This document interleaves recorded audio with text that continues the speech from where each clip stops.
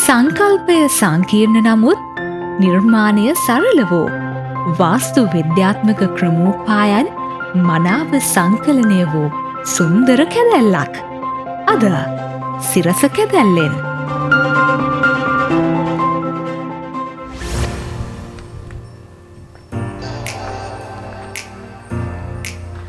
ආයුබෝවන් සුබ උදෑසනක්. අර්ධනාගරික ප්‍රදේශයක වුණත් හරිත පැහැයෙන් පිරි හෝකන්දර හොරහේන ප්‍රදේශයේ සුන්දර නිවසක තමයි අද අපි ඉන්නේ. නවීන වාස්තු විද්‍යාත්මක ශිල්ප ක්‍රමවලින් පිරිපුන් මේ කැදැල්ල නරඹන්නයි මේ ආරාධනය. මේ නිවාස සිහිනේ ටෙලිවිෂන් අත්වල සිරස කැදැල්ල.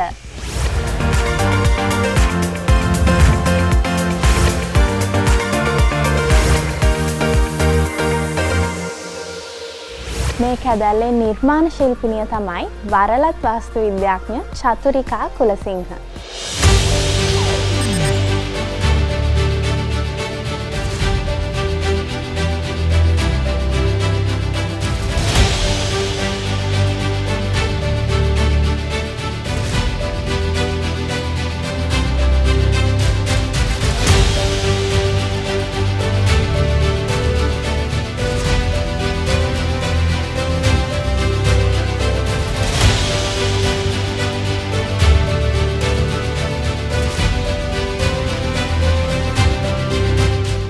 අපි මුලින්ම චතුරිකාගෙන් අහලා දැනගමු මේ නිවස පිහිටි ප්‍රදේශය සහ තේමාව පිළිබඳව.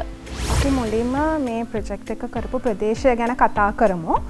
මේක පිහිටලා තියෙන කඩුවෙල ප්‍රාදේශීය සභාවට අයිති හොරහේන කියන ප්‍රදේශයේ. මේක අර්ධනාගරික ප්‍රදේශයක්. ඒ වුණාට තවමත් මේ පැත්තේ ගමි පරිසරයක් තමයි තියෙන්නේ සහ වටේට හොඳ ග්‍රීනරි එකක් තියෙන ප්‍රදේශයක්. ඉඩම ගැන කතා කරොතින් මම මුලින්ම මේ ප්‍රොජෙක්ට් එක කරන්න සයිට් විසිට් එක කරේ 2018 දී. එතකොට මේක ඉඩම් කට්ටි කරලා විකුණපු ඉඩමකින් එක ඉඩමක්. ඒක පර්චස් 6.5ක ලෑන්ඩ් ඒරියා එකක් තියෙන ඒ ඉඩම් කට්ටි කරලා තියෙන එකේ අන්තිම ඉඩමට කිට්ටු වෙන්න තියෙන ඉඩමක්. එතකොට මේ ඉඩමේ එකම දේ ඉඩමට යාබදව තියෙනවා ඒ පාරේ එන ටර්නින් සර්කල් එක. එතකොට ඒ ටර්නින් සර්කල් එකත් එක්ක ඒ ඉඩමේ හැඩේ හරි හතරස් හැඩයක් ගත්තේ නැහැ. ඒ ටර්නින් සර්කල් එකේ හින්දා ඉඩමේ කොටසක් කර්ව් ෂේප් එකකින් තමයි එජ් එක හැදිලා තියෙන්නේ. එතකොට මම හිතනවා දැන් ගොඩාක් වෙලාවට ගොඩාක් ක්ලයන්ට්ස්ලා ඉඩමක් ගන්න ගියාම හොයන්නේ හරි හතරස් ඉඩම්, රෙක්ටැන්ගල් ඉඩම් ඒ වගේ. ඉතින් දැන් මේ ඉඩම ගත්තොත් එහෙම හරි හතරස් එහෙම ඉඩමක් නෙමෙයි. ටිකක් හැඩේ ගොඩක් අමුතුයි. එක කර්ව් එකකුත් තිබ්බා. ටර්නින් සර්කල් එකත් එක්ක ආපු හින්දා. ඉතින් ඒකයි ඊට පස්සේ ඉඩමට ආවට පස්සේ මට දැනුනේ වටේම පර්චස් 6 ඉඩම් වලට තමයි කට්ටි කරලා විකුණලා තිබ්බේ. ඉතින් එතකොට දැන් මම එන කාලේ ඔක්කොම ඉඩම් හිස් තිබ්බේ. හැබැයි මට හිතුණා කාලයක් එක්ක මේ ඉඩම් ඒ වෙදිත් ඔක්කොලම අරන් තිබ්බේ. එතකොට ඔක්කොම ඉඩම් ටික ඩිවලොප් වෙනාට පස්සේ හරිම කන්ජෙස්ටඩ් නිකන් නාගරික පරිසරයක එන වටපිටාවක් ඇති වෙයි කියලා. ඉතින් එතකොට මට ඕනේ උනේ දැන් තියෙන ග්‍රීනරි එක ඒ වටේ පිටේ තියෙන ඒ සිසිලස ඒ ඉෆෙක්ට් එක ගේ ඩිසයින් කරද්දී ෆයිනල් ඩිසයින් එකටත් යූස් කරන්න ඕනේ කියන හැඟීම මට පළවෙනි දවසේ සයිට් විසිට් එක කරාට පස්සේ කරන්න හිතුණා. ඊට අමතරව ඉඩම ගැන මේ ප්‍රදේශ ගැන කිව්වොත් දැනට නම් ගොඩක් රස් පිරිච්ච නිසංසල පැත්තක්. හැබැයි ඉදිරිය ගැන කියන්න බෑ. ඉතින් පස්සේ වටේ පිටේ ගෙවල් හැදෙයිද ෆැක්ටරිස් හැදෙයිද දන්නේ නැහැ. හැබැයි ඒකත් හිතේ තියාගෙන තමයි මම ඩිසයින් එක කරේ. නිවසක් නිර්මාණයේදී සේවාදායකයා සහ වාස්තු විද්‍යාඥයා අතර හොඳ සබැඳියාවක් තියෙන්න ඕනේ. මේ නිවස නිර්මාණයේදී සේවාදායකයා සහ ඔබ අතර කොහොමද සංවාදය ගොඩනැගුණේ? අපි ප්‍රොජෙක්ට් එක කරද්දී මුලින්ම ඒ ක්ලයන්ට් මාව හම්බෙන්න ආවා. එතකොට ඒ දෙන්න තරුණ යන් කපල් එකක්. ඉතින් අපි මුලින්ම ඩිසයින් එක ගැන ඩිස්කස් කරද්දී මුලින්ම කතා කරන විදිහට අපි රික්වයර්මන්ට්ස් ටික කතා කරා. ඉතින් අර මම කිව්වා වගේ මට සරල කන්සෙප්ට් එකකට මිනිමලිස්ටික් ලැන්ග්වේජ් එකකට කරන්න උවමනාව තිබ්බා. ඒ වගේම මේගොල්ලොන්ගේ රික්වයර්මන්ට්ස් උත් හරිම සරලයි. ඉතින් අර සාමාන්‍ය ගේ කිල්ලන කාර් පාක් එකයි, ලිවිං ඩයිනින් ස්පේස් එකයි සරල ඒගොල්ලෝ ගොඩක් ෆැන්සි කිචන් එකක් නෙමෙයි. ඒ කියන්නේ බේසික් රික්වයර්මන්ට්ස් වලට අවශ්‍ය කිචන් එකක්. ඊට අමතරව ග්‍රවුන්ඩ් ෆ්ලෝර් එකේ විසිටර්ස් බෙඩ්රූම් එකක් සහ කොමන් ටොයිලට් එකක් ඉල්ලුවා. ඊට අමතරව හොඳට ඉඩ තියෙන මාස්ටර් බෙඩ්රූම් එකක් ඇටච් ටොයිලට් එකක් එක්ක. සෝ ඒක තමයි අලගේ රික්වයර්මන්ට් එක උනේ. ඉතින් මට මෙතනදි කියන්නත් තියෙන විශේෂ දෙයක් අර ගොඩක් වෙලාවට අර ගයක් හදද්දී ගොඩක් අය හිතනවා ගයක් හදන්නේ ජීවිත කාලෙටම කියලා ගොඩාක් දේවල් ඇඩ් කරනවා රික්වයර්මන්ට්ස් වලට. සමහර දේවල් ගොඩක් දේවල් ඒගොල්ලෝ යූස් කරන්නේ නැති ස්පේසස් ගෙවල් වලට ඉල්ලනවා. හැබැයි දැන් මෙතනදී එකම දේ ඒ ක්ලයන්ට් උනත් ඒක පැහැදිලිව ඒගොල්ලන්ගේ අවශ්‍ය රික්වයර්මන්ට් එක තේරුම් අරගෙන ඒකට අවශ්‍ය දේ තමයි මගින්ටත් කියලා ඩිසයින් කරගත්තේ. ඉතින් ඒක එකක්. ඊළඟට අපි ඩිස්කස් කරා ගයක් කරද්දී ඒගොල්ලෝ කොයි වගේ ගේකටද කැමති මොන වගේ දේ ඒගොල්ලෝගෙන් කැමති අකමැතිකම් කියද්දී ඒගොල්ලෝ මට පින්තූර වගේක් එව්වා. ඒ ඔපු පින්තූර ඔක්කොම තිබ්බේ නිකන් ලොකු ගාඩන් තියෙන ගෙවල්. ඉතින් එතකොට මට පොඩ්ඩක් චැලෙන්ජින් වුණා ඒ වෙලාවේදී පර්චස් 6ක මම කොහොමද මෙච්චර ගාඩන් ස්පේස් එකක් එක්කගේ ඩිසයින් කරන්න කියන එක. ඒ වුණාට ඉතින් මම ඒගොල්ලොත් එක්ක කතා කරා. ඊට පස්සේ කතා කරද්දී අපි කතා වුණා ගොඩක් ඉඩම පොඩි හින්දා අපි පැවිලියන් කන්සෙප්ට් එකකට ගේ ඩිසයින් කරාට කමක් නැද්ද කියන එක. ඉතින් එතකොට ඒගොල්ලොත් ඒ සම්බන්ධයෙන් මට ගොඩක් ඒ කියන්නේ මම කැමති විදිහට ඩිසයින් කරන්න මට සහයෝගය දුන්නා.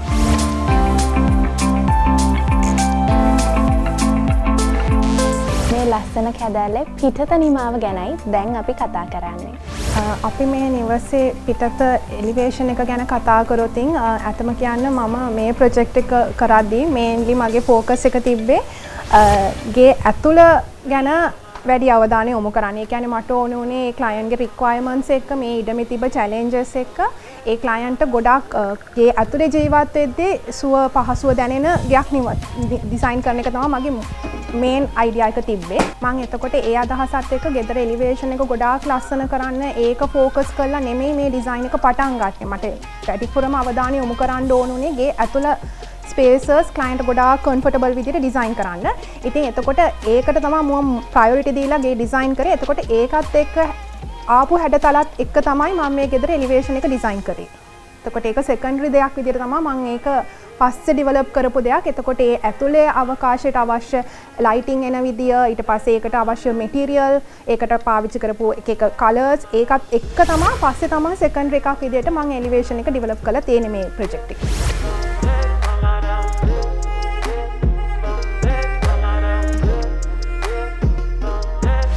මේ කැදැල්ලේ පළමු විරාමය.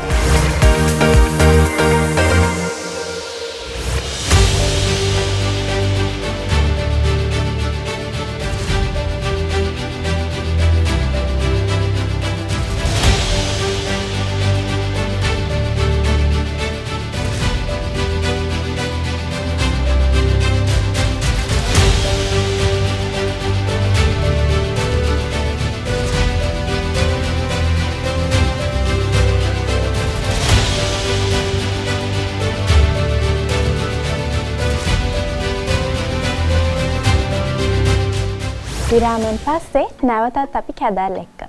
අපි දැන් යමු මේ නිවස ඇතුළත.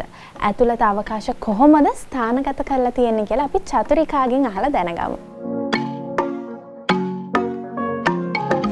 නිවස ඇතුළට එන්න එකට ඩිසයින් එකට කතා කරන්න කලින් මට කියන්න තියෙන්නේ දැන් මම අර මුලින් කිව්වා වගේ මේ සයිට් එකේ තිබ්බා ඒක අමුතු හැඩේ ප්ලෑන් ඒ කියන්නේ සයිට් එකේ හැඩේ ටිකක් අමුතු හැඩේ එකක් එක පැත්තක කර්ව් එකක් තිබ්බා. ඉතින් ඊට පස්සේ ක්ලයන්ට්ගේ රික්වයර්මන්ට්ස් උත් එක්ක මට ඕනේ උනේ සරල ගයක් ඩිසයින් කරන්න. එතකොට මම ඒ යාගේ රික්වයර්මන්ට්ස් ටික කොටස් දෙකකට වෙන් කරා.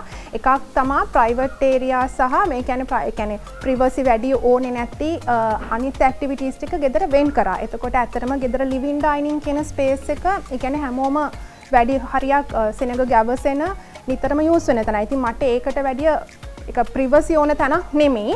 ඒ වුණාට ඒක ගොඩක් ඉඩ දැනෙන්න ඕන තැනක්. ඉතින් එතකොට මම ඒක වෙනමයි ගෙදර ඉතිරි ඇක්ටිවිටීස් ටික කියන්නේ කිචන් එක, බෙඩ්රූම්ස් ඒවා එක කියන්නේ ප්‍රිවසි ඕන වහන්න පුළුවන් ස්පේසස් වෙන්න ඕනේ. ඉතින් ඒ හින්දා මම ඒ කොටස් දෙකකට වෙන් කරලා more public activities ටික නිකන් pavilion concept එකකට තමයි ඩිසයින් කරන්න හිතුවේ. ඉතින් එතකොට මේ ඉඩමේ හැඩෙත් එක්කත් ඒ තිබ්බ කර්වේජ් එක මම පැවිලියන් එකක් ඩිසයින් කරන්න හිතුවා. මොකද දැන් ඉඩමෙත් තියෙනවා අර්ධ කවාකාර හැඩයක්. ඉතින් මට ඕන උනේ ඒ හැඩයට රෙස්පොන්ඩ් කරලා ගේ ඩිසයින් කරන්න. ඉතින් එතකොට ඒ කියන්නේ ඒ කවාකාර හැඩ එක පැත්තක තියදී නිකන් හතරස් ගියා ඩිසයින් කරොත් ඒක ඉෆෙක්ට් එක වැඩි දැනෙන්නේ නැහැ. ඉතින් මට ඒකත් තව වැඩියෙන් එන්හාන්ස් වෙන විදිහට මම හිතුවා ගෙදර ලිවිං ඩයිනින් කියන එක පැවිලියන් එකක් විදිහට කර්ව් හැඩේ යූස් කරලා ඒ සයිට් එකට රෙස්පොන්ඩ් කරලා ඒක ඩිසයින් කරන්න. ඉතින් එතකොට ගෙදරට ඇතුළු වෙද්දී ඇත්තටම පාකින් එකෙන් මහනේ පාක් කරලා යාලා ඇතුළු වෙන්නේ ලිවිං ඩයිනින් එකට. ඉතින් ඒ ලිවිං ඩයිනින් එක මොකද ඉඩම පොඩි හින්දා මට ඒක ගොඩක් හිර වෙන ෆීලිං එක අඩු කරන්න තාප ටිකක් උස්සට බැඳලා ඒක ඇතරම එතන තියෙන ලිවිං ඩයිනින් එකේ ෆ්ලෝ ප්ලේට් එකයි උඩ ස්ලැබ් එකයි විතරයි. ඉතින් අනිත් දෙපැත්තම ඒක ෆුලි ගාඩන් එකට කනෙක්ට් වෙලා තියෙනවා. ඉතින් එතකොට අර ඇතුළු වෙන කෙනෙකුට ඒ කියන්නේ අර ගාඩන් එකක පැවිලියන් එකට ඇතුළු වෙනවා කියන කන්සෙප්ට් එකට තමයි මම ඒක ඩිසයින් කරේ. ඉතින් එතකොට ඒකට ජනෙල් දොරවල් දාලා වහලා නැහැ. ඒක ඔක්කොම ෆ්‍රීලි ඇරලා තියෙන්නේ. ඉතින් ඒකත් එක්ක ගාඩන් එක ලෑන්ඩ්ස්කේපින් එකත් ඒකට ගැලපෙන විදියට අපි ඒකට අදාළ ප්ලාන්ස් යූස් කරා. ඉතින් අර ඒක මට වැඩියෙන් ඕනුනේ දැන් ගොඩක් වෙලාවට මේ කපල් එක උනත් ගොඩක් ගෙවල් වල අය උනත් දැන් කාලේ රස්සාවට ගිහිලා හවසට ආවට පස්සේ ගෙදර නිකන් ගාඩන් එකට ගිහිලා වාඩි වෙලා ඉන්න වෙලාවක් නැහැ. ඉතින් අර යූස් කරන කොමන් ස්පේසස් වල ඉන්නකොට ගාඩන් එක ඉන්න ෆීලිං එක දෙන්න තමයි මට ඕනේ උනේ. ඉතින් එතකොට ඒගොල්ලෝ හවසට ඇවිල්ලා තේ එකක් බිව්වත් වාඩි වෙන්නේ මේ ලිවිං ඩයිනින් එකේ. ඉතින් එතකොට ඒගොල්ලන්ට අර පැවිලියන් එක ඉන්නකොට ඒ අර ඒකේ තියෙන අර අපි ලොකු ඉඩමක ගිහලා ගාඩන් එක ගිහලා තේ එකක් බොන ඒ ෆීලිං එක තමයි ක්‍රියේට් කරන්න ඕනේ උනේ. ඉතින් ඒකත් එක්ක තමයි මම මේ ඩිසයින් එකේ ඒ ලිවිං ඩයිනින් ස්පේස් එක ඩිසයින් කරලා තියෙන්නේ. එතකොට එතනින් එහා ටික ග්‍රවුන්ඩ් ෆ්ලෝ එකේ ඒ කියන්නේ ඇත්තටම වැහිලා ප්‍රයිවට් ස්පේසස් විදිහට වහන්න ඕන ටික තමයි එතනින් එහා කියුබ් එකකට ඩිසයින් කරලා තියෙන්නේ.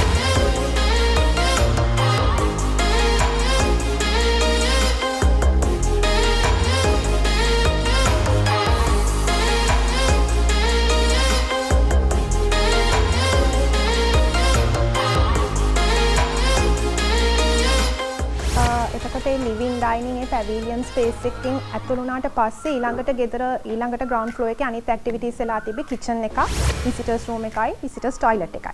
ඉතින් එතකොට ගෙදරට මේන් ඩෝ එක තියෙන ඇත්තටම එතනින් එහාට. මොකද ඒක තමයි පැවිලියන් එකෙන් අර ප්‍රයිවට් ඒරියා එකක් විදිහට වෙන් වෙච්ච කෑල්ල. ඉතින් කිචන් එක ගත්තත් හරියටම මේන් ඩෝ එක ඇරියම පඩිපෙලක් තියෙන උඩ තට්ටුවට යන්න. ඒකෙන් තමයි කිචන් එකයි බෙඩ්රූම් ස්පේසස් ටික වෙන් වෙලා තියෙන්නේ.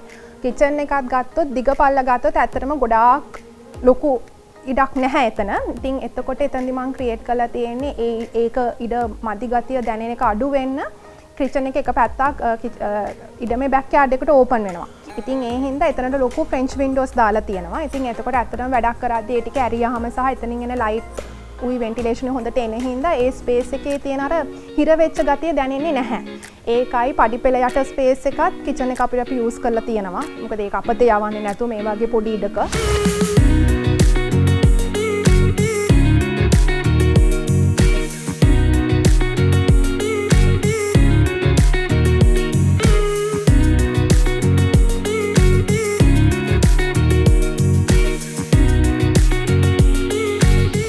ක්ලයන්ට් එක කතා කරාම රික්වයර්මන්ට්ස් වලට යාළුවා විසිටර්ස් රූම් එකත් එහෙම ලොකුවට ඩේලි යූස් වෙන විසිටර්ස් රූම් එකක් නෙමෙයි. ඉතින් ඉඳලා හිටලා ඉන්න විසිටර් කෙනෙක්ට. එතකොට එතනදිත් අපි මිනිමම් ස්පේස් එක තමයි දීලා තියෙන්නේ.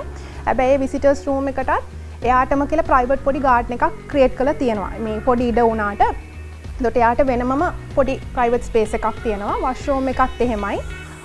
ඒකෙත් වොෂ්රූම් එකේ කොටසක් ගාඩන් ස්පේස් එකේ තමයි තියෙන්නේ. අතරම මේ ෂවර් ඒරියා එක තියෙන්නේ එළිය ගාඩන් ස්පේස් එකට ඕපන් අවුට් කරලා. ඉතින් අර ඒකත් එක්ක තමයි ඒ කියන්නේ ගෙදර හැම කාමරයක්ම ඒ කියන්නේ ග්‍රවුන්ඩ් ෆ්ලෝ එකේ ඔක්කොම ඇක්ටිවිටීස් ගොඩක් දුරට දෙපැත්තේ තියෙන හිස් අවකාශ දැන් අපිට රෙගියුලේෂන්ස් වලින් තියන්න ඕනේ ඉඩවල් තියෙනවානේ. ඒ ඉඩවල් තමයි මම ගාඩන් විදිහට යූස් කරලා තියෙන්නේ. ඒ හැම ස්පේස් එකක්ම ඒ ගාඩන් එකට ඕපන් අවුට් වෙනවා. බෙඩ්රූම් එකට ගාඩන් එකක් තියෙනවා. ඊට අමතරව වොෂ්රූම් එකට ගාඩන් එකක්, කිචන් එකට බෑක් යාඩ් එකක්. ඒ ඔක්කොම ඒ ඉන්ඩෝර් ස්පේස් එකත් එක්ක එකට කනෙක්ට් වෙලා තියෙන්නේ.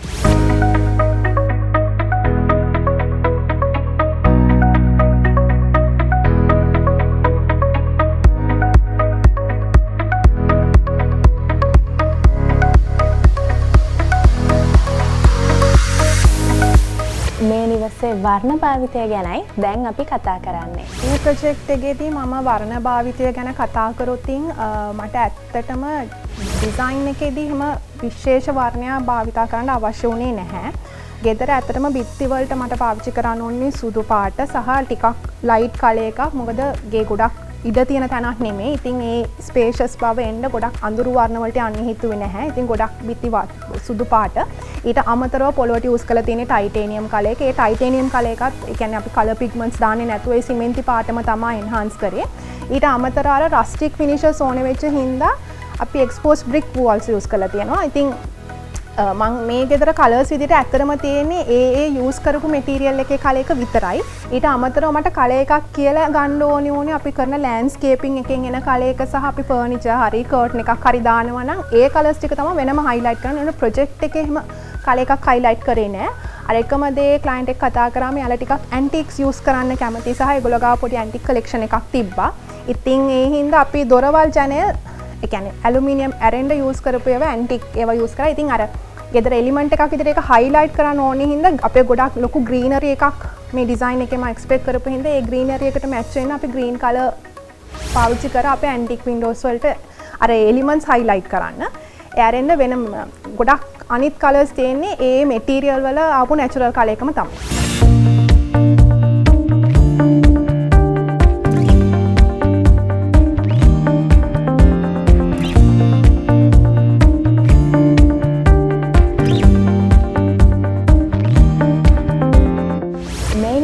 අනෙකුත් නිමාවන් ගැනත් චතුරිකාගෙන් අපි අහලා බැලුවා. මේ ගෙදර ෆිනිෂර්ස් වලට අතරම අලුත් අමුතු දෙයක් පාවිච්චි කරේ නැහැ.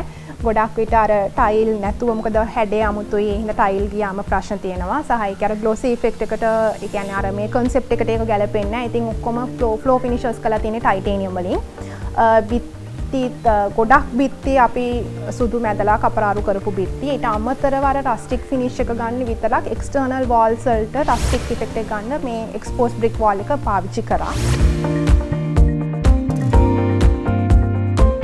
කැදැල්ලේ දෙවනි විරාමයයි මේ.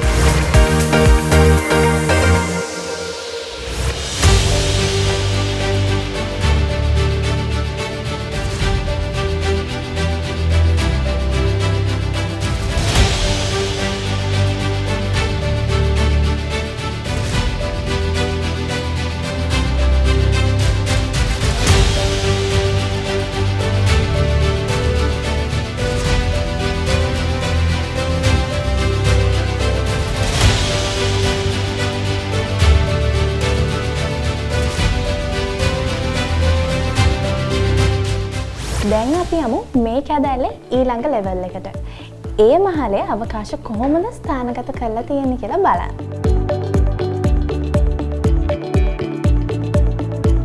එතකොට මේ ගෙදර ග්‍රවුන්ඩ් ෆ්ලෝ එකේ ඇක්ටිවිටීස් ටිකට පස්සේ ඊළඟ රික්වයර්මන්ට් එක තිබේ මාස්ටර් බෙඩ්රූම් එකයි ඒගොල්ලන්ගේ ඇටැච් රූම් එක ඇටැච් ටොයිලට් එකයි. ඒක තනිකරම ඩිසයින් කරලා තියෙන්නේ උඩ.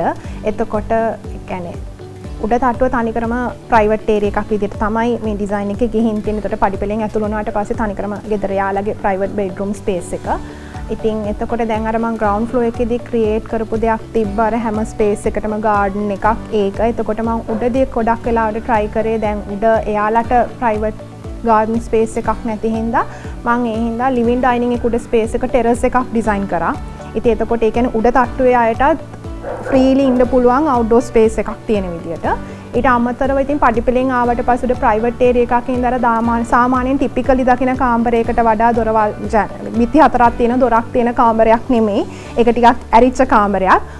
මොකද කියන්නේ උඩ තනිකර ඒ කාමරේ විතරයි තියෙන්නේ. ඉතින් ඒ වගේ සරල දේවල් ටිකක් තමයි කරලා තියෙන්නේ. තව කතා කරන්න දෙයක් විදියට තියෙන්නේ මං කිව්වා කියන්නේ ගොඩාක් රික්වයර්මන්ට්ස් ඒ කියන්නේ අනවශ්‍ය රික්වයර්මන්ට්ස් නැහැ මේ ගෙදර. ඒ සරලකම්ම ඩිසයින් එකටත් ඇප්ලයි කරද්දී එක්සැම්පල් එකක් විදියට දැන් ලිවිං ඩයිනින් ස්පේස් එක ගත්තොත් මං කිව්වා ඒක පැවිලියන් කන්සෙප්ට් එක ඩිසයින් කරලා තියෙන. ඒකට ඒක ඇත්තටම ෆ්ලෝ ප්ලේට් එකයි ස්ලැබ් එකයි විතරයි. දැන් ටෙක්නිකලි කරොත් සමහර ටිකේ මැද කණු එන්න වෙනවා. ඉතින් එතකොට ඇත්තට මේ ප්‍රොජෙක්ට් එකට ඉන්ජිනියර් කෙනෙක්ව ඉන්වෝල්ව් කරගෙන තියෙනවා. ඉතින් ඒකේ ස්ට්‍රක්චරලි ඒ කියන්නේ බීම් එකක්වත් කණුවක්වත් පේන්නේ නැති වෙන්න තමයි අතට මම ඉන්ජිනියර්ත් එක්කත් අපි ඩිස්කස් කරලා ඒ ඩිසයින් එක කරේ. එතකොට උඩදී දැක්කොත් සමහර දකින්න ඇති උඩ ලොකු බීම් දෙකක් තියෙනවා උඩ ටෙරස් එකේ වාඩි වෙන විදියට. ඒක ස්ට්‍රක්චරලි පල්ලෙහා තට්ටුවේ ස්ලැබ් එක සපෝට් කරන්න ඩිසයින් කරපු බීම් එක තමයි අප්ස්ටෑන්ඩ් කරලා ඒ කියන්නේ ඒ වගේ ටෙක්නිකල් දේවල් පොඩ්ඩක් වෙනස් කරලා සරලකම තියාගන්න ඩීටේල් කරලා තියෙන මේ ප්‍රොජෙක්ට් එකේ.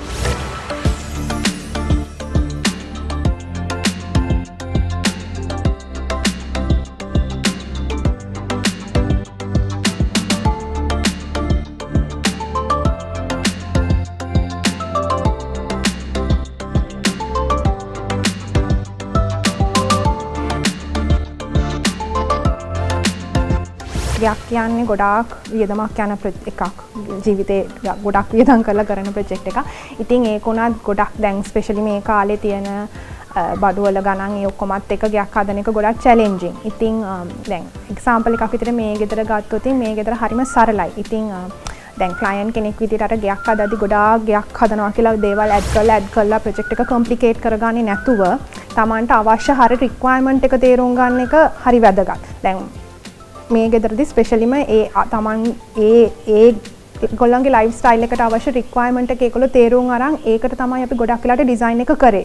ඉතින් අර ඒක ගොඩක් ඉම්පෝටන්ට් නැත්නම් අනවශ්‍ය දේවල් හදනවා අපි එතකොට ගෙදර ෆ්ලෝ ඒරියා එක එන්න වැඩි වෙනවා. ඉතින් ඒකත් එක්ක කොස්ට් එක යනවා කියන්නේ ඉතින් අනවශ්‍ය වියදමක් සහ ඊට පස්සේ කොහොම හරි ගේ හදාගත්තත් අන්තිමට පස්සේ මේන්ටේන් කරන එකත් ඒක ඒ කියන්නේ දැන් අපේ ලයිෆ් ස්ටයිල්ස් දැන් ඉස්සර වගේ හැමෝම ගෙවල් වල ඉන්නේ නැහැ. ගොඩක් වෙලාවට ගෙදර ඉන්න දෙන්න තුන් දෙනාම රස්සාවට යන අය.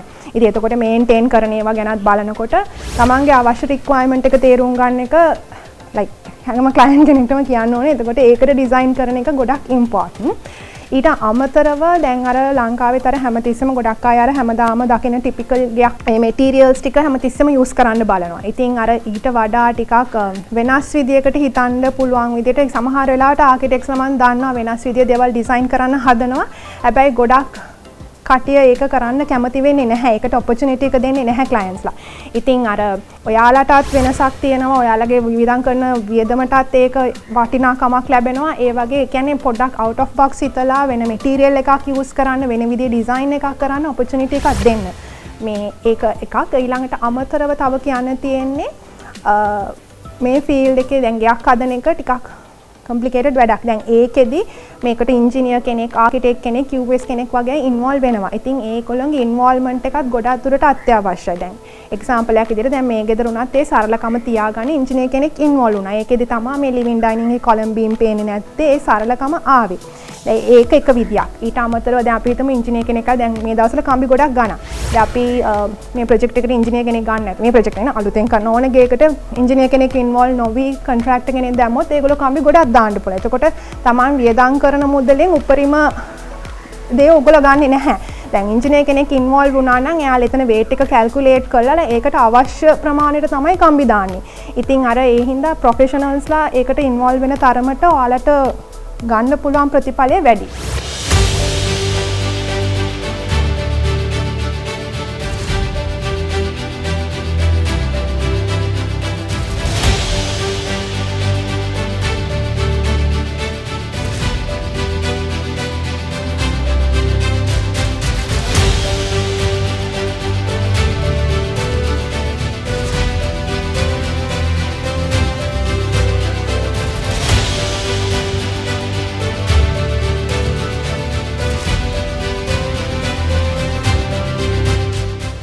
දැන් වෙලාව මේ කැදැල්ලෙන් සමුගන්න.